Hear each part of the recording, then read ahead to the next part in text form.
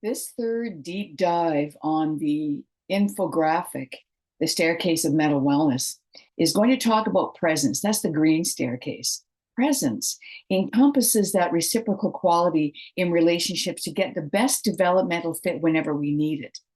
So kids help us become better teachers and caregivers just as much as we help kids to develop into responsible, productive adults.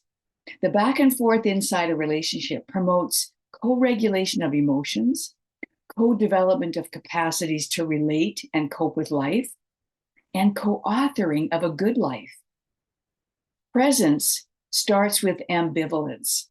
Authentic, relaxing, calming rest in ambivalence is crucial for emotional growth.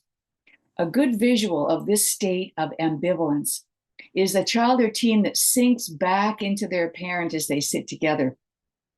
This is the feeling that my parents have my back, that rest and protect in relationship is being unaware of stressors and danger. Kids of any age who enjoy mental wellness have access to relational rest when they need it. So is that clear? There is a sensory relaxation deep down into the body chemistry. And once there is a capacity for ambivalence in the sense of fully resting in safety and protection of the adults in charge, once this is built into early life, then we can access that capacity over our lifetime, even if we fall into dire life circumstances later. But next on that staircase, anticipation is heart first in positive feelings, open to what might happen next. Anticipation encompasses hopefulness, excitement, the expectation something good is about to happen. Like the musical intro to your favorite song, each note is kind of wired into our neurology, so our body leads the way into emotions and memories. Attachment is the secret sauce because connections make us emotionally open and responsive. Plus, we look for emotional connections in others and always try to recreate, rest, and protect in relationships. Anticipation activates the body's neurology before we can think about what exactly to expect. And then affection mixes thinking with feeling, marking the surfacing into consciousness. Now our brain is geared up, crafting a positive, hopeful narrative with details about how to feel, how or why we're going to direct our feelings to affection. Affection is heart first, integration of will, emotions, and thoughts to form readiness. Inevitably, there are decisions to trust a person or a process in new learning, but also strength to be vulnerable to that new learning. Climbing the staircase of presence is a climb to mental wellness. Appreciation follows. This is readiness to be curious, flexible, teachable. The heart is open and the mind is eager. Appreciation is tuning in with the humble realization of me being me. And then acceptance is next. So you might recognize this collection of A words from the work of Deepak Chopra. So in acceptance, he talks about acceptance, the heart and mind energetically combine into playfulness and creativity. Acceptance is an emotional capacity built when kids consistently join in to learn from adults or learn with peers and from peers in groups. Joining in is a rational component too. It has that rational side. So all kids make the effort to muster social skills. And that can be difficult, but it keeps the group enjoyable and productive. Partly, the group functions because each person identifies with a role to play. Yet, role identity must be flexible enough to allow for example, more than one leader, although not too many leaders. Almost always, each person takes a different role. Plus, all roles require a flexible, go with the flow kind of attitude. This is an impressive, mature way to be.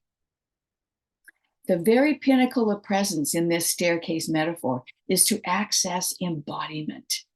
At this point, the entire body and mind are aligned with energy for curiosity, innovation, and interdependence. Embodiment is an integrated sense of self with a future orientation. So this child or teen is becoming more because they are well grounded in feelings of belonging to be their most authentic self in social situations. Embodiment promotes an integrated self, more aware, more confident, and more capable than before, tending to welcome in everybody else. Emotional development is never quite complete, but generally, mental wellness at any age is marked by relaxed confidence, a growth mindset, emotional openness, and readiness for presence. Presence is the promise of human potential to use the staircase like a whole repertoire of belonging and participating to stay positive, vulnerable, teachable, rational, playful, innovative, and interdependent. Sound great? I mean, yeah, it's mental wellness, and it creates an excellent life. Creation of an excellent life was actually researched by Dr. Mihai Csikszentmihalyi in the 1990s. He was inspired because his life experience included communism in Hungary and Italy shortly after World War II. Csikszentmihalyi concluded that each life is an individual creation, so a joyful life cannot be copied from a recipe. But the universe was not designed with the comfort of human beings in mind, meaning that frustration is deeply woven into the fabric of life. So he found that frustration is just as important as that climb into presence. In fact, he coined the term flow to capture the experience of embodied challenge in deep learning and skill development. Flow, identified by Dr. Csikszentmihalyi, has had a makeover in the last few decades when attachment theory outlined the 4 processes of emotional development. Because Csikszentmihalyi named only 2 processes in his research. He explored differentiation and integration. So I'll talk about those 2. Differentiation is the process of becoming different, emerging with a more personalized identity as the result of noticing what you are particularly good at, which skills and activities give feelings of fulfillment through a growing sense of accomplishment. The developmental outcome of differentiation is independence. And the other process he studied was integration. This is a reflective process for appreciating the ideas, skills, and activities of other people outside your own experience. These would be people of contrasting gender or race, homeland, ethnic traditions, spiritual beliefs, or political views. Integration is an emotional process because it springs up from feelings of dissonance. You know, that very uncomfortable struggle when our attitudes, beliefs, and values are confronted.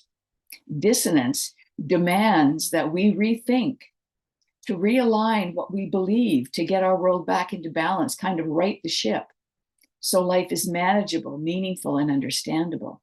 You see, it's a very mature way of thinking to realize I am not the center of the universe, and other people have amazing ideas and skills too. The emotional and intellectual struggle for dissonance nurtures the developmental outcome of integration in generosity. The point is, these processes need each other for developmental gain in emotions, emotional development.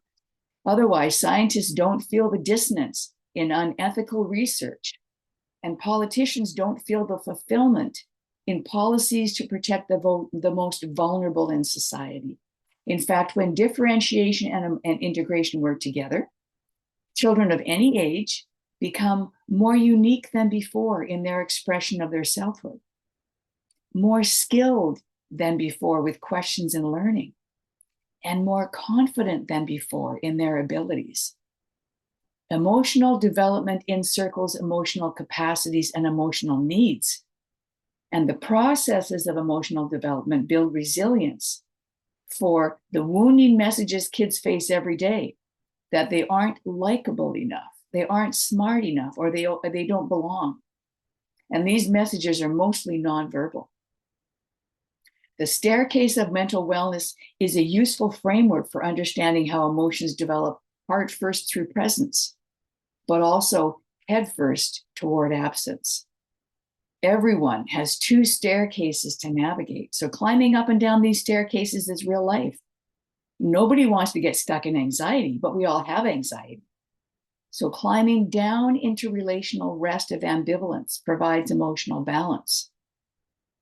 And also, time at the top of the present staircase sounds great, but it can be exhausting.